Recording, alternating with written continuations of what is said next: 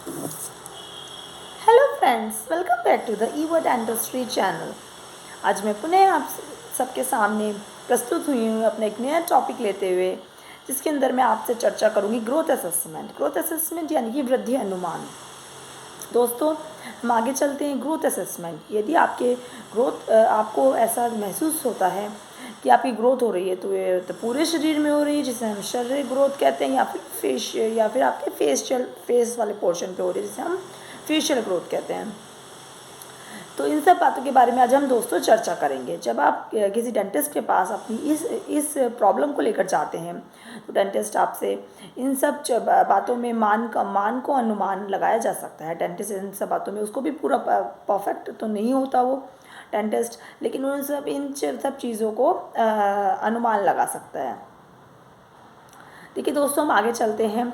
Growth किस कारण से है? कोई ट्यूमर है, कोई ट्यूमर है, कोई पैथोलॉजी है, या फिर कोई पूरे शरीर में ग्रोथ हो रही है, या फिर कोई फेस वाले पोर्शन में ही ग्रोथ हो रही है। इन सब की आवश्यकता क्यों पड़ती है दोस्तों? इन सब की आवश्यकता सबसे पहले मैं बताना चाहूँगी ऑर्थोडोंटिक्स ट्रीटमेंट में पड़ती है, और दूसरा ऑर्थोपैडिक पेशेंट्स में पड़ती है, जिसे हम डेंटोफेशियल ऑर्थोपैडिक्स भी कहते हैं दोस्तों।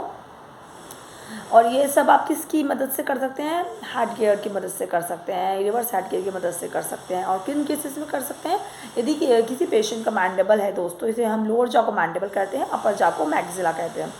मैंडिबल यदि किसी पेशेंट का आगे की तरफ है तो उसको हमें पीछे करना है, या पीछे की तरफ है तो उसे हम आगे करना है। तो ये सब इसके अंदर स्टडी किया जाता है दोस्तों। आगे चलते हैं। इससे हम क्रोनोलॉजिकल एज जो है उसकी हाइट एंड विड्थ को अध्ययन कर सकते हैं। उसके बाद हम somatic age, dental age, facial age, ये सब स्टडी कर सकते हैं। सेक्सुअल एज स्टडी कर सकते हैं। सेक्सुअल एज के अंदर हम प्यूबर्टी को स्टडी कर सकते हैं।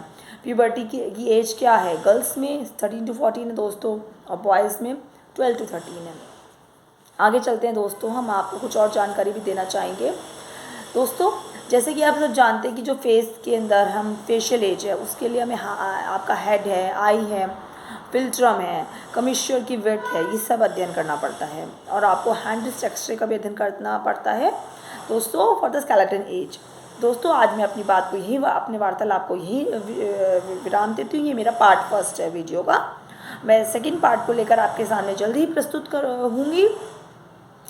और आप अब हम सब एक फैमिली का ही हिस्सा हैं। आप मुझे कमेंट बॉक्स में कमेंट कर कोई भी आपका क्लू है, कोई प्रॉब्लम है, you can ask me very well, okay. And अपनी बात को मैं ये विराम देती हूँ, और मैं आपके सामने जल्दी ही प्रस्तुत होंगी अपनी दूसरी वीडियो को लेकर, और इसको हम सेकेंड पार्ट के अंदर स्टडी करेंगे दोस्तों। जब तक के लिए ओके देन, बाय बाय, फिर मिलेंगे। Thank you so much.